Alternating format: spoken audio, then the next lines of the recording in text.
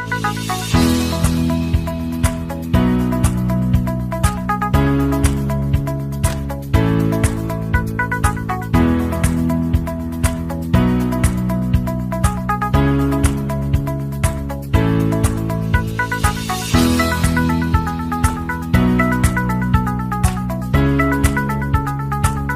यीशु मसीह के मधुर नाम में आप सबको जय मसीह की।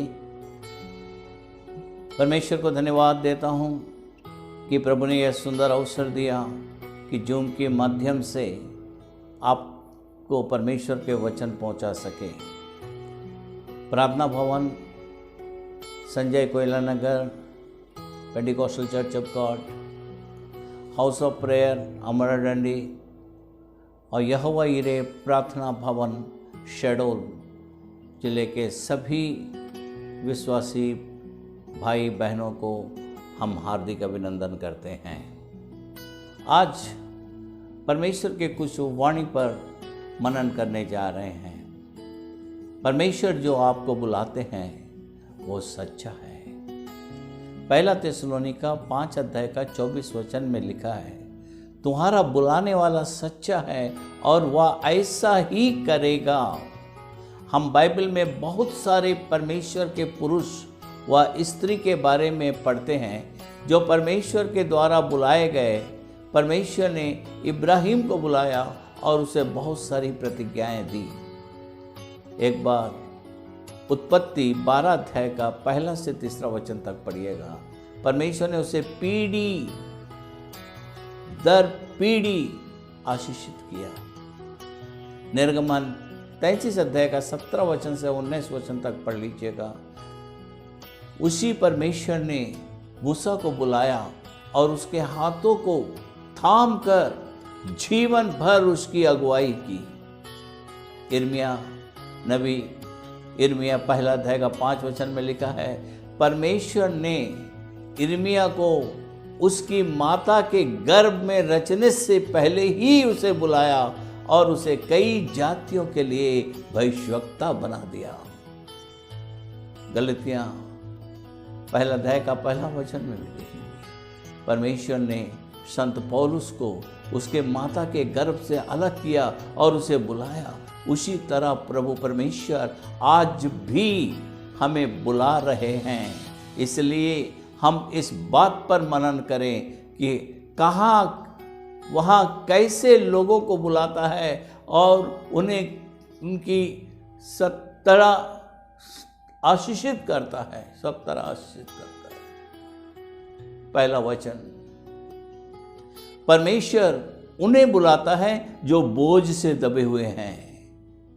मत्ती रचित सुसमाचार 11 अध्याय का 28 वचन में लिखा है, हे परिश्रम करने वालों और बोझ से दबे हुए लोगों, मेरे पास आओ, मैं तुम्हें विश्राम दूंगा। दूसरी बात से पहले, पाप का बोझ परमेश्वर अपने ऊपर लेता है। प्रेरित पौलुस कहता है 2 कुरिन्थी 5 अध्याय का 4 वचन में, और हम उस डेरे में रहते हैं और उस डेरे में रहते हुए बोझ से दबे कहरते रहते हैं। मसीह इस संसार में एक मनुष्य के रूप में रहे। तब एक महिला संगमरमर के पात्र में इत्र लाई और उनके पाँव के पास पीछे से खड़ी होकर अपने पाँव के लिए रो रही थी। उसने यीशु के पाँव को अपने आंसुओं से भिगोकर साफ करके अपने सिर के बालों से ऐसा पोंछने लगी कि उसने उनके पाँव को बार बार चूम चूम कर उन पर इत्र मला। लूका रचित सुसमाचार 7 अध्याय का 37 और 38 वचन पढ़ने में इसमें लिखा है। प्रभु यीशु उसके सच्चे समर्पण व वास्तविक प्रेम को देखकर स्पर्शित हुए। हम यूहन्ना के सुसमाचार की पुस्तक में 4 अध्याय में एक सामरी स्त्री के बारे में पढ़ते हैं जो यीशु से मिली। जब यीशु ने उस स्त्री से उसके जीवन के बारे में कहा तब वह बात उसके हृदय में चिढ़ गई और उसे अपने पापों के प्रति प्रतीति हुई। फिर उसने अपना पूरा विश्वास यीशु के ऊपर रख दिया।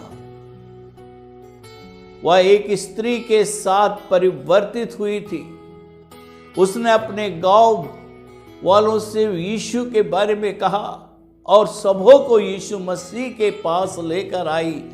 उन लोगों ने भी मसीह पर विश्वास किया। उदाहरण के लिए देखिए, यीशु का तस्वीर राजमहल में देखते हैं। एक राजा कांटों का मुकुट पहने हुए आधे नंगे क्रूस पर लटक रहे हैं। इस विचित्र तस्वीर के ऊपर एक लेख लिखा हुआ था कि यहूदी के राजा, और तस्वीर को निचले भाग में, मैं तुम्हारे खातिर मरा, तुमने मेरे लिए क्या किया है? What you have done for me। कुछ समय बाद एक व्यक्ति ने यीशु मसीह के बारे में बताया, तब उनका हृदय टूट गया। तुरंत उस राजकुमार ने यीशु मसीह को अपना परमेश्वर व अपने राजा के रूप में स्वीकार कर लिया। जब वह अपने देश वापस गया, तब उसने वहां पर मसीह के उद्धार के सुसमाचार की घोषणा की। बाइबल कहती है, गलतियों के पत्र 5 का 24 वचन में, और जो मसीह यीशु के हैं उन्होंने शरीर को उसकी लालसाओं और अभिलाषाओं समेत क्रूस पर चढ़ा दिया है।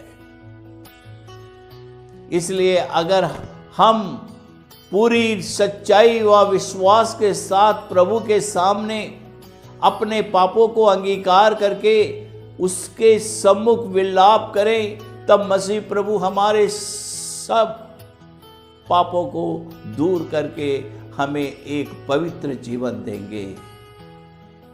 तब हम यीशु मसीह की संपत्ति बन जाते हैं। हम प्रभु से संबंध रखकर उसको अपनी प्रजा बन जाते हैं। गलतियों की पत्री 2 अध्याय का 20 वचन में बाइबल कहती है, अब मैं जीवित ना रहा पर मसीह मुझ में जीवित है। कोलोसियों की पत्री 1 अध्याय का 27 वचन में पढ़ते हैं, मसीह जो महिमा की आशा है तुम में रहता है। परमेश्वर ने उसके संतान होने के कारण हमें यह विशिष्ट सुअवसर अनुभव करने हेतु मौका दिया कि मसीह हम में आशा की महिमा के रूप में रहे। इस जीवन में देखभाल करने का बोझ हमारे ऊपर है। लूका रचित सुसमाचार 21 अध्याय का 34 वचन में लिखा है, इसलिए सावधान रहो, ऐसा ना हो कि तुम्हारा मन खुमार और मतवालेपन और इस जीवन की चिंताओं से सुस्त हो जाए और वह दिन तुम पर फंदे की अचानक आ पड़े। हम सुसमाचार लूका रचित सुसमाचार 10 अध्याय का 42 वचन में अध्याय में मार्था के बारे में पढ़ते हैं। वह बहुत सारी चीजों के लिए चिंतित और घबराई हुई थी, क्योंकि मार्था यीशु के लिए खाने बनाने में व्यस्त थी। यीशु ने उसकी तरफ देखा और उससे कहा, मार्था, हे मार्था, तू बहुत बातों के लिए चिंता करती और घबराती है, परंतु एक बात अवश्य है और उस उत्तम भाग को मरियम ने चुन लिया जो उससे कभी छीना ना जाएगा। यीशु ने मार्था को इस बात पर अहमियत देने में कहा कि उससे भी मरियम की तरह उत्तम भाग चुनने में बुद्धिमान होना चाहिए। इसलिए हमें भी बहुत सावधानी के साथ परमेश्वर के चरणों को पकड़े रहना चाहिए और हमें इस संसार के लालसाओं व चिंताओं में नहीं जाना चाहिए। कल की चिंता का बोझ, मत्ती रचित सुसमाचार 6 अध्याय का 34 वचन में लिखा है, सो कल के लिए चिंता ना करो, क्योंकि कल की दिन अपनी चिंता आप ही कर लेगा। आज के लिए आज की दुख बहुत है। उदाहरण में हम देखते हैं, हम सोचते हैं, हाय हमें हमारे पुत्र के लिए स्कूल की फीस भरनी है, हाय हमें डॉक्टर से मिलना चाहिए, हाय हम क्या खाएंगे, क्या पिएंगे, क्या पहनेंगे, सोचते रहते हैं। हम कल की चिंता करके निराश व दुखी हो जाते हैं। हमारे सभी विचार भय, चिंता, झंझट को पूरा जानते हुए परमेश्वर ने मत्ती रचित सुसमाचार 6वां अध्याय का 33 वचन में कहा है, पहले तुम उसके राज्य और धर्म की खोज करो तो ये सब वस्तुएं तुम्हें मिल जाएगी।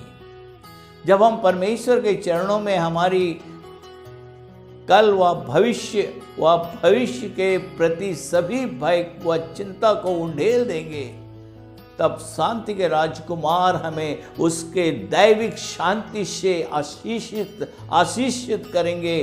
परमेश्वर हमारे मन के सारे बोझ व चिंताओं को दूर कर देंगे। भक्तिवान लोगों के बोझ, अय्यूब 6वां अध्याय का 2 और 3 वचन में लिखा है, भला होता कि मेरा खेत तौला जाता और मेरी सारी विपत्ति तुला में धरी जाती, क्योंकि वह समुद्र की भालू से भी भारी ठहरती।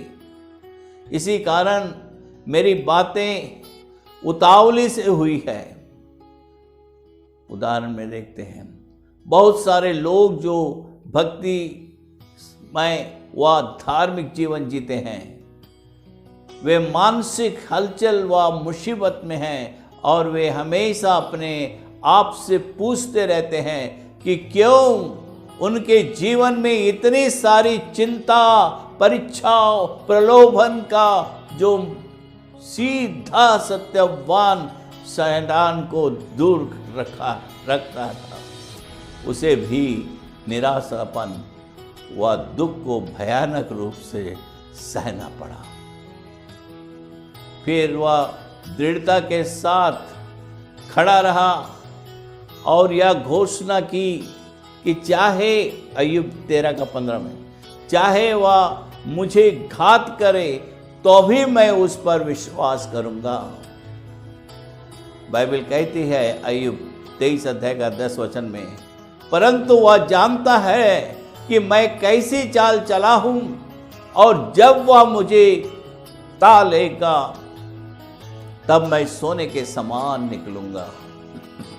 अय्यूब 42 का 10 में लिखा है। अय्यूब के परमेश्वर पर स्थिर व अनोखे विश्वास के कारण अंत में प्रभु ने आपको दुगनी मात्रा में आशीष दी। अय्यूब को परमेश्वर ने दुगनी मात्रा में आशीष दी, यहां तक कि जब कोई शिक्षा हमें बोझ से दबाए तब हमें परमेश्वर के चरणों में दृढ़ता के व सच्चाई के साथ पकड़े रहना चाहिए। फिर प्रभु हमें दृढ़ हृदय से आशीषित करेंगे। परमेश्वर हमारे सारे दुख को दूर कर देंगे और हमें हमारे सोचने व समझने से कई अधिक गुना आराम व शांति देंगे।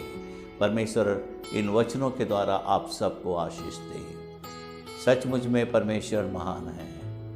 आज जब इस वचनों को आप सुनेंगे और देखिए व्यक्तिगत रूप से किस तरीके से परमेश्वर ने हमारे जीवन में कार्य करता है और हमें नाश होने से बचा लेता है।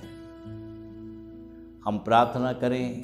हमारे देश के लिए, हमारे भारत देश के लिए, देश के नेताओं के लिए, देश के राजाओं के लिए और देश के अधिकारियों के लिए कि परमेश्वर उन्हें वो ज्ञान और बुद्धि और समझ दे कि देश को शांतिपूर्वक चलाए। और प्रभु जी इस कोरोना वायरस की बीमारी जो फिर से लौट रही है, प्रभु जी सहायता प्रदान कर इस बीमारी को हमेशा के लिए समाप्त कर दे। हम सब प्रार्थना करें। प्रभु जी, हम तेरा धन्यवाद करते हैं आज के सुंदर वचन के लिए। यह वचन हर एक के दिल को छूने पाए और हर एक के जीवन परिवर्तित हो, कि ये सब तेरे महिमा को बढ़ाए, तेरे आज्ञाओं को माने और तेरे वचन को ग्रहण करें और तेरे वचन को दूसरों तक पहुंचाए और उनके जीवन एक आशीषित जीवन, एक पवित्र जीवन, एक शुद्धिकरण जीवन होने पाए। सारी आदर महिमा तुझको देते हुए जितने हमारे विश्वासी भाई बहन लोग हैं, हर एक के लिए प्रार्थना करते हैं, देशवासियों के लिए भी प्रार्थना करते हैं। हर एक की ज़रूरतों को तो पूरी कर, जीवन में शांति प्रदान कर। प्रभु यीशु के पवित्र नाम से दुआ मांगते हैं, आमीन। प्रभु की प्रार्थना, हे हमारे पिता, तू जो स्वर्ग में है, तेरा नाम पवित्र माना जाए, तेरा राज्य आवे, तेरी इच्छा जैसे स्वर्ग में पूरी होती है वैसे इस पृथ्वी पर भी पूरी हो। हमारे दिन भर की रोटी आज हमें दे, और जैसे हम अपने अपराधियों को क्षमा किया है वैसे हमारे अपराधों को क्षमा कर, और हमें परीक्षाओं में ना डाल परंतु बुराइयों से बचा, क्योंकि राज, पराक्रम और महिमा सदा तेरे हैं, आमीन। अब हमारे पिता परमेश्वर का प्रेम, प्रभु यीशु मसीह का अनुग्रह, पवित्र आत्मा की सहभागिता आज से लेके युगानुयुग तक हम सबके साथ निरंतर बनी रहे, आमीन। सबको जय मसीह की।